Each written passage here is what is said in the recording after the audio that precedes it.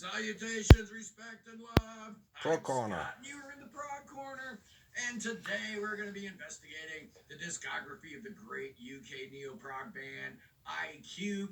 Yeah, they were one of the I am Renato. foundational Welcome to my neo-prog show. bands, What he right up said. there with 12th Night, I'm not gonna Marillion, agree with Soul him. I think I've Slitters, seen this all one those before, bands. but that doesn't They matter. formed in 1981.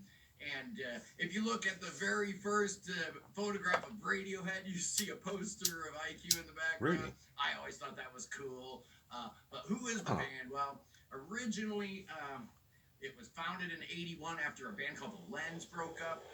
Mike Holmes, the guitar player, and Martin Orford, the keyboard player, both came from The Lens. They recruited singer Peter Nichols, bass player Tim Esau, and drummer Paul Cook. No, not that Paul Cook, the other one. There we go. That's the right one. And they put out a demo. Check out his channel called Seven Stories Prog in Corner. 8, which kind of got them noticed. They put Give their this first man some album love. out in 1983, and Peter Nichols left after 2 albums. He was replaced by Paul Menel, who sang on 2 albums. And then So he's gonna Peter score Nichols and comes rate back, all the IQ and, albums. This time Tim leaves the band, and John Jowett takes over on bass. The great John Jowett. I have a solid favorite on one. That's The Road of Bones. That same lineup existed forever. Subterranean. Then everything after 1994 is pretty solid. I guess John was in the band like for 19 years. And then with Frequency, And the first period has lineup its changes. The great Andy charm. Edwards takes over on drums. You know him from his YouTube channel. Just And awesome. if it were And on produced keyboard, better, Mark it Westward. might He end was only as on high for one album. They on were the list both as only on for that one album. any album Then after Road of 1994. Bones came out, and So. You had the final change. You got Neil Durant on keyboards. What did we? Paul Cook comes back on drums. So you got 4 out of 5 of the original members. Did I miss guess something? Martin Orford is retired. He's done with the music business. But whatever, man. IQ is awesome. They're a band that I've always liked from their very first album. Yeah, the 2 with Paul singing weren't great, but And there are let's get two into their albums with a discography, different shall singer. we? They've got 12 albums out. They So we're usually gonna start end with on the number bottom. 12, and it is Namzano from 1987. This was the first album with Paul Menel on vocals, and the first album also on a major label. So, Polygram wanted some hits. Absolutely, they did. They tried with a song called Promises. Great Just song. didn't work out. There are a couple decent songs on here. Human Nature is good. Great song. Common Ground is good. Good the song. production on this thing is actually great, but the songs just kind of let it down. 1987 was not a good time at all. At number 11, yeah, it's the one that came out right after it, the second Paul Menel album, Are You Sitting Comfortably from 1989. I'm putting this slightly ahead of its predecessor, primarily because of the 10-minute prog epic Warrench, I think it's pronounced. Warrench. It's a great song. I really like it. True. Honestly, there's not a whole lot else on there. War Heroes is cool. Falling Apart at the Seams, but Great. they were definitely trying to go commercial here, trying to get a hit. It doesn't really matter. It just didn't It's just work. still At great number music. 10, we're going Even to, with a different singer. 1998 and the 7 Stories into 98, which was reworkings of their original demo, done with the new lineup. Yeah, it sounds pretty good. Because when you buy the CD, the second disc is the original demo, which sounds just awful in retrospect. There are a couple of classic IQ tunes on here. Obviously, Intelligence Quotient, kind of their theme song, right? Fascination's good. Great. And It All Stops Here is really good. Just not really good all the way through. At number 9, this is an album a lot of people love. It's The Seventh House from 2000. Great album. Boy, oh boy, oh boy. There's something about this record that keeps me from loving it, even though The Wrong Side of Weird is really cool. Yep. The Seventh House is great. Yeah. Guiding Light is great. And, you got such great musicianship on this record. But some of the songs just don't quite click with me, and I know I'm going to get killed for that opinion. But at number 8, let's go with their second album, The Wake, from 1985. You got that Quest for Fire album cover, which is cool. I guess Peter Nichols does most of the artwork for the IQ albums, at least the ones that he sings on.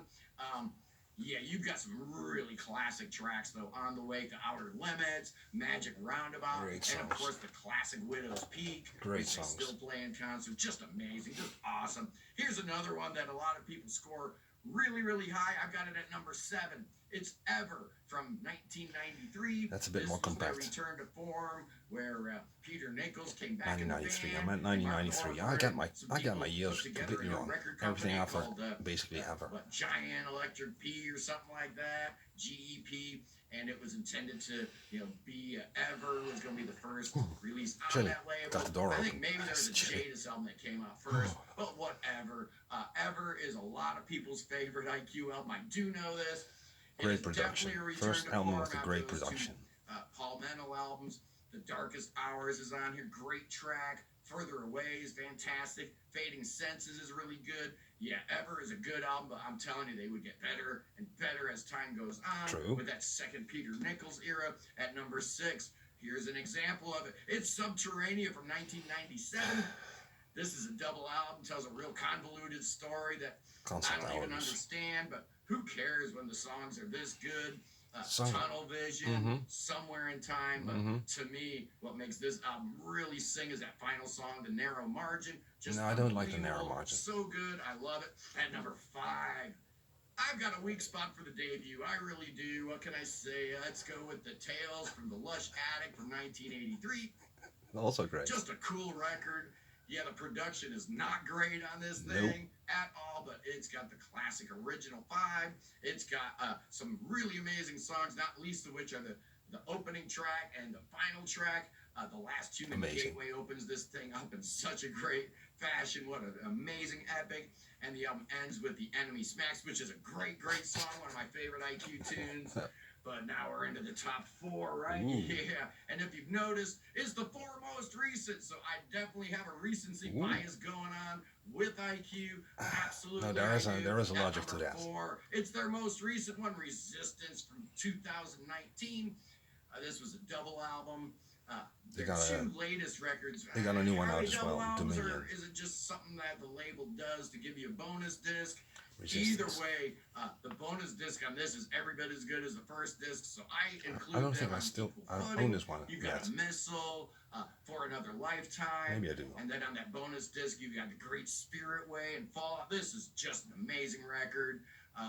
Yeah, hopefully there'll be some new IQ material soon, because, if the Resistance is their last album, I'll swap this one with bang, this. but it's not going to be their last album. Absolutely not. At number 3, it's Frequency from 2009. This was the one with Andy Edwards on it. This is one with Mark Westworth on it. If you think about it, Andy Edwards and John Jowett, they've got a new band. They put out 2 albums called Rain. Real good. It's like Andy Edwards is trying to reinvent prog here. But let's talk about Frequency for a minute, shall we? It's so good, man. Stranger Than Friction, Riker Skies, The Province, Closer. Just a phenomenal album. They really got their act together here. It's really good. This is kind of my sweet It's spot. really good. This one. But hey, these top 2. So my Road to Bonus is number 1. Let's see if you. Number 2. I went back and forth between these 2, but I'm going with Dark Matter from 2004. I really like this album a lot. Sacred Sound opens it up in much the same way Watcher of the Skies opens up Foxtrot. And then Harvest of Souls closes it out much the same way Supper's Ready closes out Foxtrot. So it is kind of like a Foxtrot mirror. Road to Bones, number 1. 52 Told you. minutes, and it's just amazing. There's not a duff note on. It's just Dark Matter. I love it. I thought I put it at number 1. All the tracks are a 10. There's one that sort of, I realized and that's a 9 for me. Number 1 is the same number 1 Prog Archives has, and it is Road to Bones from 2014. Yeah, this was one that had the bonus disc, but I'm telling you, both disc 1 and disc 2 are equally great. From the outside in, without walls. Oh, come on, man. One of the best songs they ever did until the end. And then on that disc 2, you had Constellations, which I absolutely love. Hardcore. There's so much atmosphere, so much cool stuff going on here. Yeah, you got Paul Cook back in the fold. This was Neil Durant's first record. with the band on keyboards, but it does stand as my favorite IQ album. Yeah, but I could make a case for any of those top four. I really it's the best could. album I really I've think ever the last heard. 4 IQ albums have just been It beats phenomenal. all For me, albums easily the best in they've ever every done. category. But anyway, let me It's know that good. what you guys think in the comments, because I really dig IQ, and I've been waiting to do a ranking. That was the Pro Corner, rating all the IQ albums. I kind of agree. Swapped Resistance with Seventh House, maybe. First two albums all the albums are great. All the songs on them are great. The production isn't always that great, and sometimes it's a bit overproduced. But when they get it right, and when they get the song right, it's just the best music ever. It's just so phenomenal. It's so it's just wonderful, especially the Road of Bones. So, my advice is listen to the Road of Bones. I'm Renato. Still. Thanks for watching. That was the Pro Corner rating IQ albums. Join my channel. Subscribe. Give the band IQ some love. IQ from England. Type in IQ band. Giant Electric P. I don't know. Something like that. Thanks for watching. Watch my other reviews. Just for fun. Watch my other videos where I sing. Just for fun. Have a great day. Take care of yourselves and love you. See you next time. Bye bye.